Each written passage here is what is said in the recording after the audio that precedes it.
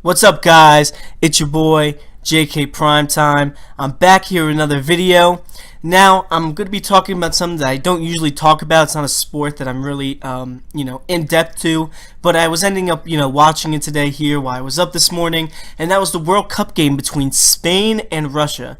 Now, to preface here, I'm not a huge soccer fan. I mean, I follow I watch the World Cup when it comes on every 4 years.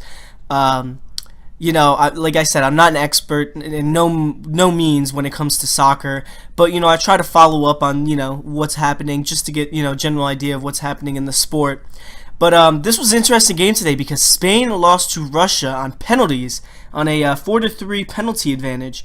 Now, this game is interesting to me because I started watching pretty much the second half. The first half, I wasn't really looking too far into it, but the second half I actually sat down and really started watching it. And while watching this, watching from there all the way to the end of the game, it came down to me that I was curious of the question of who won this game. Who's at fault for this game? Did Spain lose this game, or did Russia really win this game? Now, from what I've noticed when I was watching, the first thing I saw was, the box score. Overall, by the end of the match, I mean, it looked like from stat-wise that Spain was dominating. I mean, Spain had 74% possession. Their passing was somewhere in the 90 percentile. On a foul ratio, it was 5-19 in favor of Spain with having less fouls. Looking at shots, Spain had 25 shots and 9 on goal, while Russia only had 6. So looking at this from afar, you really thought that Spain would be able to win this game, that they'd be able to pull it off. But it stayed as a tie and a tough game throughout the whole the whole time, even in the extra time. And it was interesting because even with the more shots, possession time, and better passing, the only goal that they ended up getting, if I'm not mistaken, was a own goal by, if I can see this here, I'm not even going to pronounce his name, but in the 12th minute by Sergei Keshkev? Keshkevic? I don't know exactly how to say that, but like I said, they only scored because of an own goal, and then Russia then scored a goal in the 41st minute on a penalty kick. But overall, there wasn't really it didn't seem anything too crazy. It seemed like, at least from what I was watching, was that Spain, you could tell they had an advantage, but when they got into that attacking third, that last third, getting into Russian territory, most times they were really shut down. I mean, they had an opportunity or two where they had a decent look, but besides that, I mean, Russia's defense was, great out there. They were really shutting down Spain once they got into that last third, even if Russia really wasn't doing anything on the attack themselves.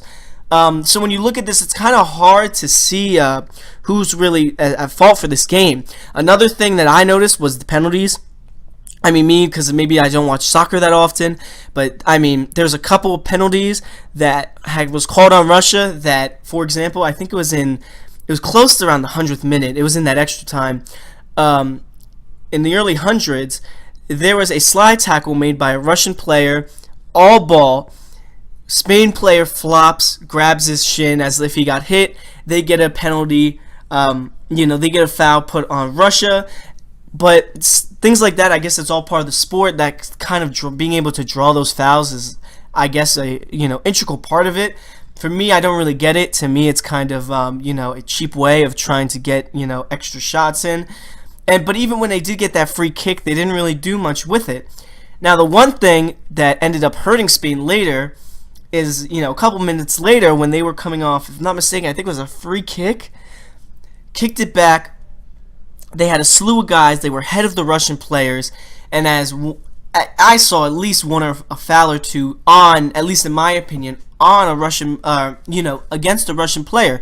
I mean, the one Spaniard player was jumping to try to head the ball in, and was literally held down by the Russian player. And what shocked me completely is that even after review, there was no penalty that they found. To me, that was a turning point, because at that point, if they weren't able to get things going in their way on that end, I really didn't think that especially with how Spain was getting shut down in that attacking third, I didn't really see them being able to score another goal, and I had a good feeling it was going to go into penalties. But I mean, that one was a really bad one, and I think that stuck out to me the most, because even though Spain had some calls go their way, that was a huge one, because I mean, if he didn't, I don't know exactly the name of the players, so excuse me if I can't really describe it the best, but I mean, on that free kick, I mean, that will probably, if he wasn't held, there was probably a lot better of a chance that was going to be a goal and could have won Spain the match. But like I said, overall, to me, I just think it was more, I think to me it might have been both, because as much as Spain had an advantage the whole game and they were playing better, Russia really shored up on their defense in the attacking third to really stop any Spaniard advance.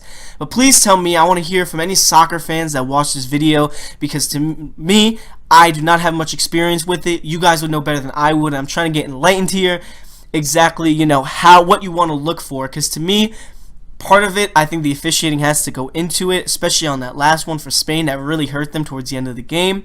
But like I said, especially any soccer fans that are watching this video, please enlighten me on this game, because I want a better explanation, because as someone as myself, again, that doesn't really know the sport, I really want to be opened up to, and I kind of want to learn like what to look for exactly. But all I know is that this game stuck out to me as I was watching it today, more than some of the other games that I've had briefly watched small parts of in the earlier stages of the World Cup.